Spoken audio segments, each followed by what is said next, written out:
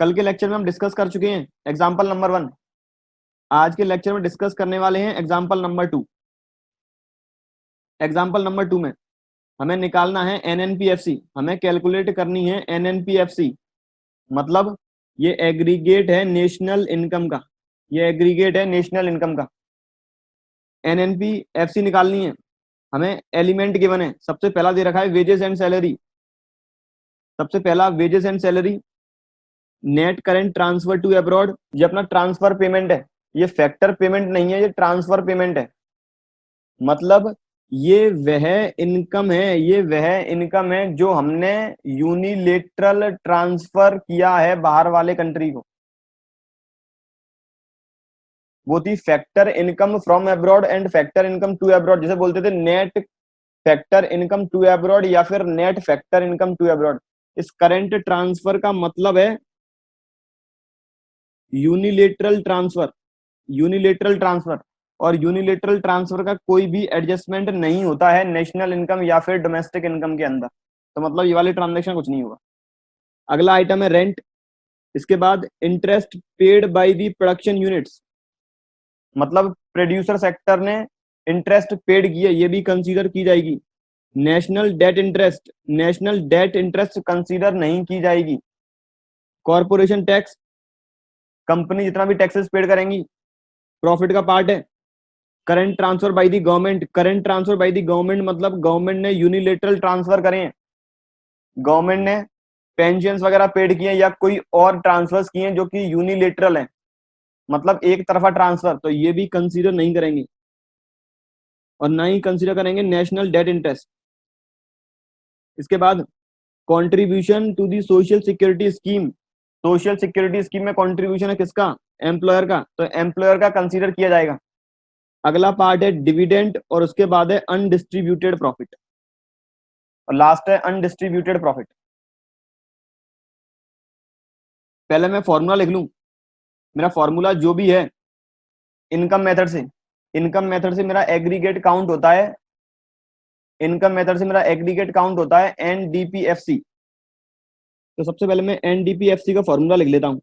NDPFC is equals to compensation of employees plus operating surplus plus mix income.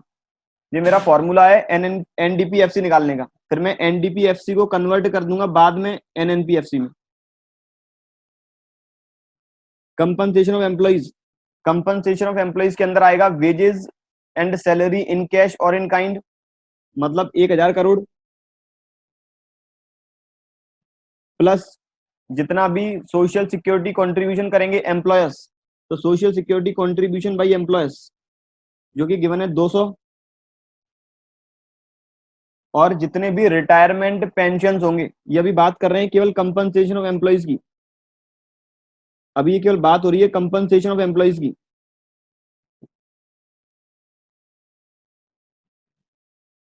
ये बात हो रही है केवल इस वाले एलिमेंट की।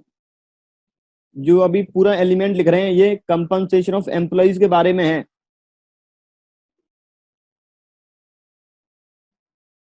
तो मेरा कंपनसेशन ऑफ एम्प्लॉइज के अंदर wages and salary in cash जो कि लिख दिया मैंने 1000। इसके अलावा मेरा social security contribution by employer जो कि दे रखा है 200। और इसके अलावा यदि रिटायरमेंट पेंशन कोई होती तो हम ऐड कर लेते, जो कि नहीं है, तो वो है मेरा 0। तो कंपनसेशन ऑफ एम्प्लॉइज हो चुका है, कंपनसेशन ऑफ एम्प्लॉइज आ चुका है टोटल। ये मेरा पहला एलिमेंट निकल के आ गया। अब बात करूंगा ऑपरेटिंग सरप्लस की। अब बात करेंगे ऑपरेटिंग सरप्लस की। ऑपरेटिंग सरप्लस के अंदर, ऑपरेटिंग सरप्लस के अंदर आएगा रेंट। मेरा रेंट कितना दे रखा है? मेरा रेंट गिवन है 100, rent and royalty plus interest, interest given है प्रोडक्शन यूनिट्स का 130 प्लस प्रॉफिट। प्रॉफिट यदि मुझे प्रॉफिट दे रखा हो तो डायरेक्ट मैं प्रॉफिट ले लेता हूं, अदरवाइज प्रॉफिट नहीं दिया तो प्रॉफिट के 3 कंपोनेंट है। Number 1 is dividend, number 2 is corporation tax, number 3 is retained earning या फिर अनडिस्ट्रीब्यूटेड प्रॉफिट। सबसे पहले डिविडेंड ढूंढे, डिविडेंड कहाँ है? डिविडेंड मेरा 100, डिविडेंड गिवन है 100, डिविडेंड के बाद कॉर्पोरेशन टैक्स ये रहा 50 प्लस अनडिस्ट्रीब्यूटेड प्रॉफिट या फिर रिटेन अर्निंग्स जो कि दे रखा है 20। मेरा कंपनसेशन ऑफ एम्प्लॉइज हो गया, ऑपरेटिंग सरप्लस हो गया। अब बात करें तीसरा component mix income. Mix income के लिए कोई भी एलिमेंट गिवन नहीं है तो मिक्स इनकम मान लेंगे 0। मिक्स इनकम आ गई 0। टोटल निकालेंगे कितना आ रहा है एनडीपीएफसी 1000 प्लस 200 1200, 1200 प्लस 100 1300, 1300 और 130 1430, 1530, 1530 और 70। एनडीपी आ गया 1500। एनडीपी आ चुका है 1500। एनडीपी एफसी 1500 आ चुका, हमें चाहिए एनएनपीएफसी। क्या क्वेश्चन में फैक्टर इनकम टू अब्रॉड या फिर factor income from abroad given है?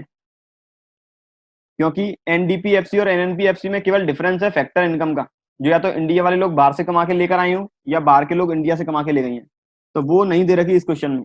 तो डायरेक्ट जो मेरा एनएनपीएफसी आएगा, मेरा एनएनपीएफसी वो आ गया सीधे 1500। तो मेरे पहले क्वेश्चन का आंसर आ गया 1500। अब इसमें कोई दिक्कत हो वो पूछें। अच्छा 1600 आ रहा है क्या? 11,000, 1200, 1300, 1400, 1500, हाँ ठीक है 1600।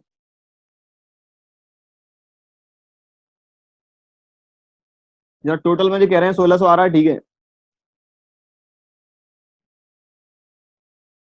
1600 कर देता हूँ।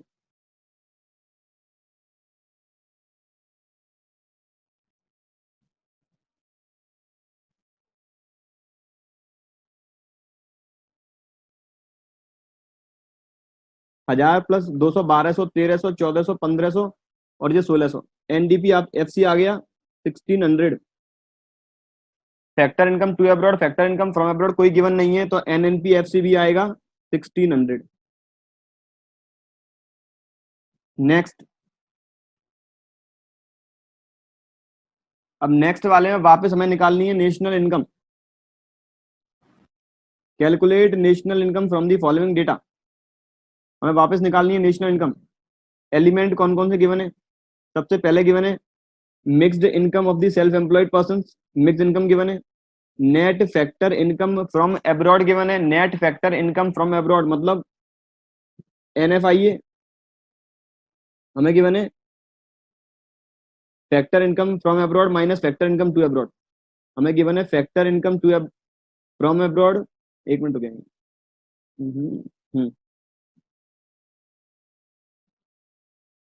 मैं नीचे लिख देता हूँ एनएफआई के बारे में। हाँ, हमें एनएफआई के बारे में गिवन है, सॉरी। हाँ ठीक है एनएफआई, एनएफआई गिवन है जिसका formula factor income from abroad minus factor income to abroad. Net factor income from abroad given है। इसके बाद रेंट गिवन है। रेंट के बाद प्राइवेट इनकम गिवन है। प्राइवेट इनकम में कोई भी कंसीडरेशन नहीं किया जाएगा। प्राइवेट इनकम के बाद कंजम्पशन ऑफ फिक्स्ड कैपिटल है मतलब डेप्रीसिएशन, कॉर्पोरेशन टैक्स गिवन है, प्रॉफिट है, नेट रिटेन्ड अर्निंग्स मतलब undistributed profit, compensation of employees given है, नेट इनडायरेक्ट टैक्सेस है, net current transfer from abroad, net exports, interest and direct taxes paid by the households. इसमें बहुत सारे items हैं जो दूसरे मेथड एक्सपेंडिचर मेथड के भी हैं। हम केवल अभी बात कर रहे हैं नेशनल इनकम काउंट करेंगे केवल इनकम मेथड से, उसके बारे में देखें हम।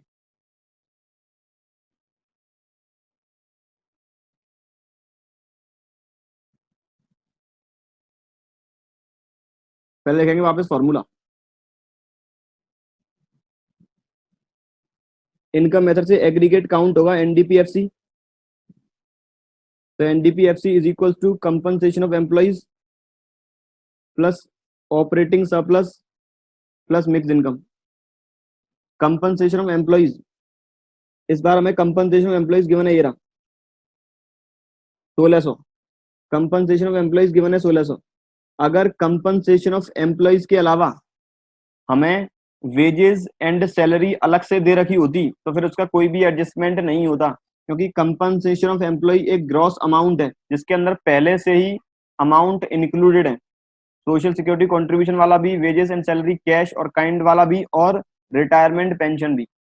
इसके बाद ऑपरेटिंग सरप्लस। ऑपरेटिंग सरप्लस के पहले रेंट, रेंट हमें गिवन है 500। रेंट के बाद इंटरेस्ट, इंटरेस्ट हमें गिवन है ये भी 500,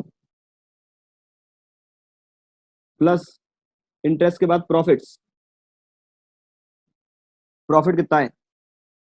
प्रॉफिट हमें गिवन है 300। प्रॉफिट ये रहा, प्रॉफिट गिवन है 300 प्लस।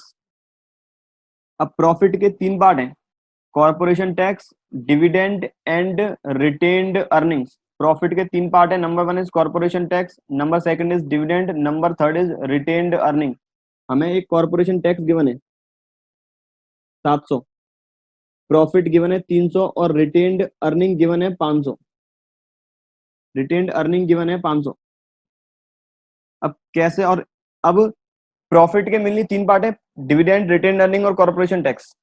यहाँ पर कॉर्पोरेशन टैक्स और रिटेन्ड अर्निंग गिवन है 700 और 500, 1200। डिविडेंड मिसिंग है, लेकिन जो प्रॉफिट वाला अमाउंट फिर कौन सा है? 500। मेरे ख्याल से इस जगह ये डिविडेंड होगा, जहां तक है ये शायद मेरे ख्याल से मिसप्रिंट है इस क्वेश्चन में, इस जगह डिविडेंड होना चाहिए। इस जगह डिविडेंड लिख लेंगे, प्रॉफिट की जगह लिख लेंगे डिविडेंड, ताकि हम तीनों आइटम ऐड कर लेंगे।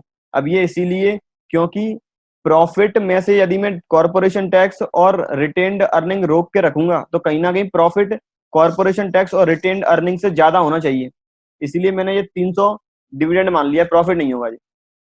तो 300 plus 700 plus retained earning 500, mix income सबसे स्टार्टिंग मुझे रखिए 2500। मिक्स इनकम 2500,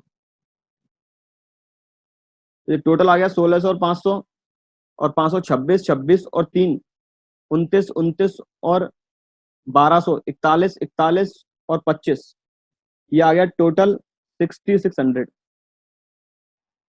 केवल एक करेक्शन किया है, प्रॉफिट की जगह मैंने काट के किया है डिविडेंड, क्योंकि प्रॉफिट हमेशा डिविडेंड, कॉर्पोरेशन टैक्स और रिटेन्ड अर्निंग से ज्यादा होगा। अपने पास निकालना है एनएनपीएफसी, पहले मैं निकाल लेता हूं एनडीपीएफसी। सबसे पहले NDPFC is equals to compensation of employees plus operating surplus plus mix income. Compensation of employees, इसके लिए मुझे क्वेश्चन 5 था ये। वेजेस एंड सैलरी गिवन है 800 plus social security contribution by, केवल एम्प्लॉयर ऐड करेंगे, रिटायरमेंट पेंशन कोई नहीं है। ऑपरेटिंग सरप्लस के अंदर rent and royalty 300, interest, interest given है 400 और प्रॉफिट गिवन है 500। जब भी केवल प्रॉफिट लिखा होगा, प्रॉफिट में उस प्रॉफिट में तीनों एलिमेंट शामिल है, corporation tax, dividend and retain earning, और last mix income. Mix income में गिवन है wage salary, net transfer, rent and royalty, net factor income to abroad, social profit, interest. Mix income नहीं दे रखी है, तो ये आ गया एनडीपीएफसी 800, 900, 1200, 1200 और 400, 16, 16 और 500, 2100। एनडीपीएफसी आ गया 2100। हमें निकालना है एनएनपीएफसी, तो एनडीपीएफसी में ऐड कर लूं या तो एनएफआईए, एनएफआईए गिवन नहीं है तो एनएफटीए कर दूं माइनस। मुझे गिवन है net factor income to abroad, वो भी दे रखी है 50, तो एनएफटीए कर दूं माइनस 2100 में से, 2100 में से माइनस कर दूं 50, 2100 माइनस 50, तो ये आ गया 2050 आंसर। आंसर आ रहा है 2050।